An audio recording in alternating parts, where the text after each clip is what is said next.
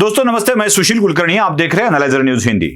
मेरे ख्यालों के हम सफर, इसका टाइटल देख के आपको लग रहा होगा कि मैं शायद हिंदी फिल्म पर बात कर रहा हूं। बिल्कुल नहीं, मुझे हिंदी फिल्म पर बात करने का कोई मेरा इरादा नहीं है, कोई इच्छा भी नहीं है मेरी कि हिंदी फिल्मों पर बात करूं। इतने सारे ढेर यूट्यूबर हिंदी फिल्मों पर बात करने के लिए पड़े हैं और उतनी जानकारी भी मुझे उसके बारे में नहीं है, तो मैं हिंदी फिल्म पर क्यों बात करूं।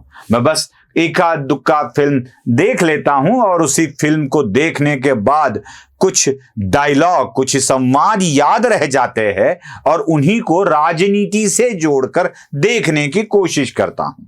मुझे लग रहा है युवराज आदित्य ठाकरे के ट्वीट को देखकर कि मैं और मेरी तन्हाई अक्सर ये बातें करते हैं, ऐसा उन्हीं के मन में आ रहा है। शायद मैं दिखाता हूं आपको आदित्य ठाकरे का ट्वीट जो मुंबई के कोस्टल रोड के ऊपर उन्होंने डाला है।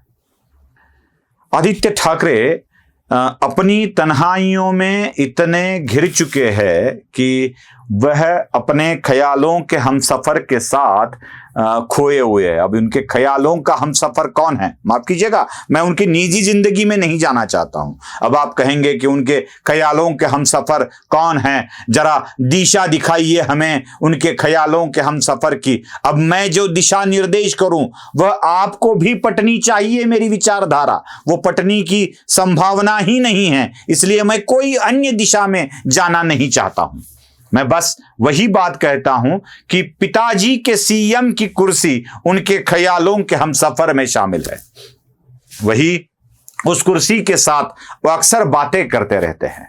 क्या बातें करते रहते हैं, क्या कहते हैं वो, जरा सुन लीजिए। मेरे ख्यालों के हमसफर, मैं और मेरी तन्हाई अक्सर ये बातें करते हैं। तुम होती तो कैसा होता, तुम ये कहती, तुम वो कहती, तुम इस बात पर हैरान होती, तुम उस बात पे कितना हंसती। तुम होती तो ऐसा होता, तुम होती तो वैसा होता। मैं और मेरी तन्हाई अक्सर ये बातें करते हैं। यही होता है जब अपने पास आई कुर्सी निकल जाती है। अमिताभ बच्चन के साथ शायद यही हुआ था, यही हुआ था। प्रियतमा साथ तो थी, लेकिन साथ छोड़कर जब चली गई तो मैं और मेरी तन्हाई अक्सर ये बातें करते हैं। ऐसे ही हो रहा था, उनकी कुर्सी भी चली गई और उनकी तन्हाइयां उनकी कुर्सी के साथ आगे और बढ़ने लगी और वही सीएम के कुर्सी के साथ वह बातें करने लगे। मैं और मेरी तन्हाई अक्सर ये बातें करती है, तू होती तो कैसा होता। अब देखिए क्या है इनकी बातें, ऐसा होता वैसा होता।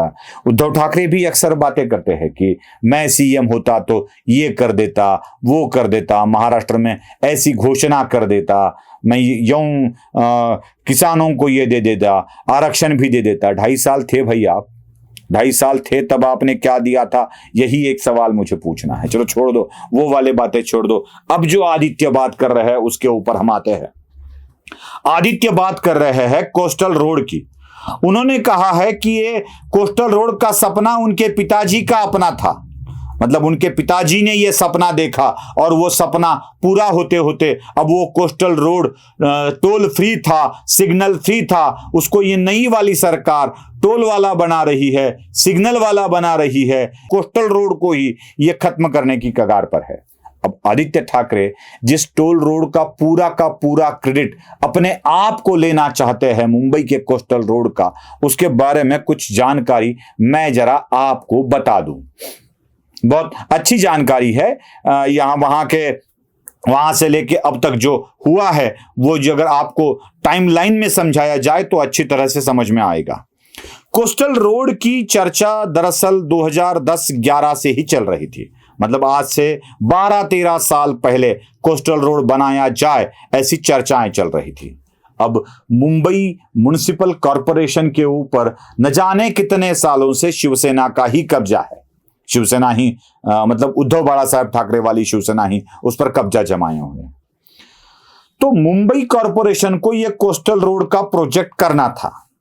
अब करना था तो क्या क्या हो रहा था उस वक्त की सरकार, जब पृथ्वीराज चौहान मुख्यमंत्री थे 2012 में, तो 2012 में एक टेक्निकल समिति का गठन किया गया था जो इस कोस्टल रोड के फिजिबिलिटी को जान सके। 2012 में जब इस टेक्निकल समिति का गठन हुआ और उस समिति के रिपोर्ट्स के बाद, तारीख आप सुन लीजिए, 10 अप्रैल 2013 को इस प्रकल्प को रद्द कर दिया गया, सिरे से खारिज कर दिया गया कि ये प्रोजेक्ट फिजिबल नहीं है। 2013 को इस प्रोजेक्ट को रद्द करने का निर्णय ले लिया। अब 2013 अप्रैल 2013 के बाद कुछ महीने बाद ही शरद पवार ने पृथ्वीराज चौहान सिंह के सरकार से समर्थन वापस लेकर इलेक्शन के कुछ महीने पहले इस सरकार को गिरा दिया और राष्ट्रपति शासन आ गया। चुनाव की हवा चल रही थी और उसी दरमियान भारतीय जनता पार्टी ने अपने मैनिफेस्टो में कोस्टल रोड को लिख दिया, आश्वासन दे दिया कि हम मुंबई के लिए कोस्टल रोड दे देंगे। अब ये आश्वासन जब भारतीय जनता पार्टी ने दे दिया, 14 में भारतीय जनता पार्टी की सरकार सत्ता में आ गई और 6 जून 2015 को डच गवर्नमेंट के साथ एक सामंजस्य करार भी हुआ, एमओयू साइन हुआ और यह कोस्टल रोड बनाने का प्रोजेक्ट आगे जाने लगा। यह तारीख 6 जून 2015 वाली है। उसके बाद क्या हुआ? 8 जून, जैसे ही एमओयू साइन हुआ, 8 जून 2015 को केंद्र की पर्यावरण मंत्रालय ने, उस वक्त प्रकाश जावड़ेकर भारतीय जनता पार्टी के नेता, उस वक्त की सरकार में पर्यावरण मंत्री थे, प्रकाश जावड़ेकर के पर्यावरण मंत्रालय ने इस प्रोजेक्ट को मंजूरी दे दी। आगे और 26 नवंबर 2016 इसमें इस दिन शुरू हुआ समुद्र के अंदर के मिट्टी का परीक्षण, क्योंकि कोस्टल रोड जब खड़ा करना था तो यह समुद्र के बीच से टनल निकाल कर करना था। समुद्र के बाजू में जो चढ़ाव होते हैं, जो पहाड़ होते हैं, उनमें से टनल निकालना था। तो समुद्र में टनल निकालने के लिए भी कुछ करना जरूरी था, इसलिए समुद्र के मिट्टी का परीक्षण करने की अभियान की भी शुरुआत हुई 26 नवंबर 2016 को। उसके बाद क्या हुआ? 11 मई 2017 को इस मिट्टी परीक्षण के बाद अंतिमतः मंजूरी दे दी गई, अंतिमतः सैंक्शन दे दिया गया और 11 मई 2017 को केंद्र के अंतिम सैंक्शन के बाद इस प्रोजेक्ट के निर्माण का कार्य शुरू हुआ। वह तारीख भी आप जान लीजिए, 16 दिसंबर 2018। 16 दिसंबर 2018 को काम शुरू हुआ। यह काम मुंबई जाने वालों को वहां पर दिखता है जो मरीन ड्राइव से होके मलबार हिल के लिए जाते हैं। चौपाटी विपाटी है वहां पर, वो मलबार हिल के लिए जहां तक जाते हैं, वहां चौपाटी से पहले तक ये आपको काम हो रहा दिखता है। मरीन ड्राइव से जो गुजरता है, मतलब आप जो एयर इंडिया के ऑफिस से जैसे ही आप चले जाते हो, मरीन ड्राइव पे आ जाते हो, वैसे आपको यह काम शुरू हुआ दिख जाता है। मतलब 16 दिसंबर 2018 तक ये काम दिख जाता है। अब क्या स्टेटस है इसका? ये 2 भागों में काम हो रहा है, 2 भागों में काम हो रहा है।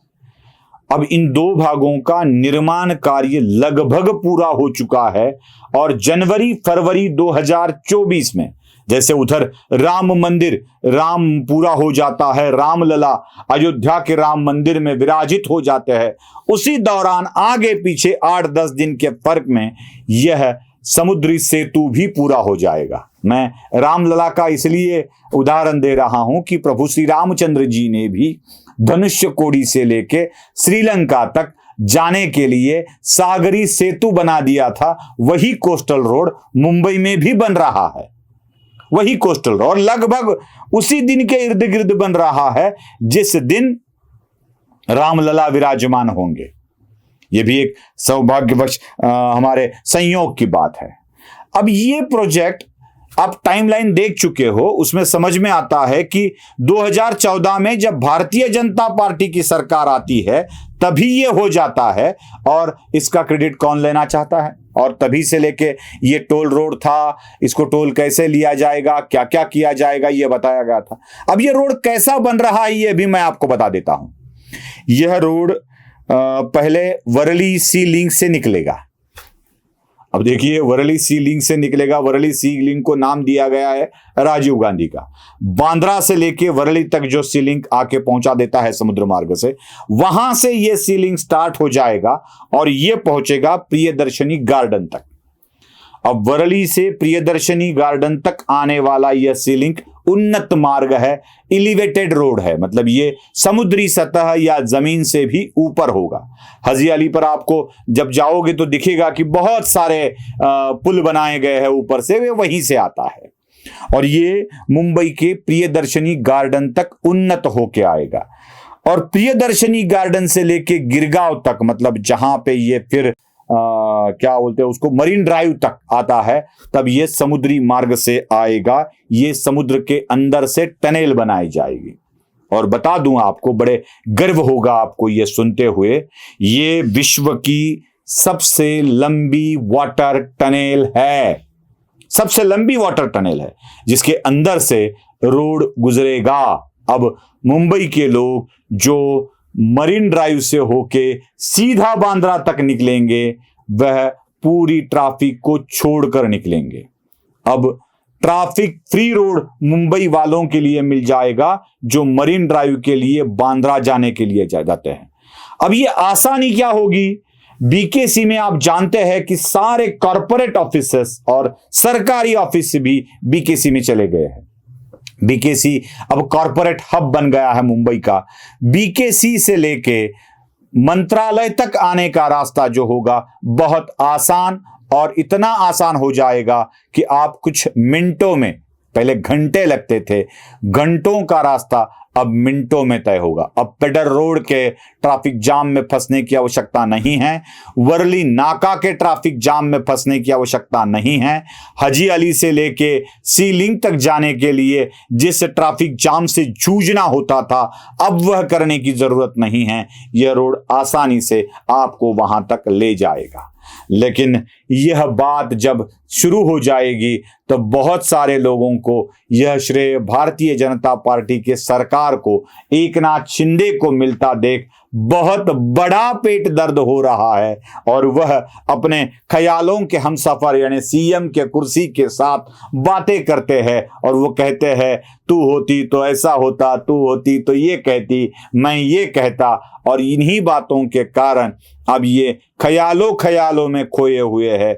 लेकिन सच ये है कि किया किसने है और क्रेडिट लेना कौन चाहता है। अगर आप भी सहमत है तो ठोकिए लाइक, कीजिए कमेंट और चैनल को सब्सक्राइब करना मत भूलिए। धन्यवाद।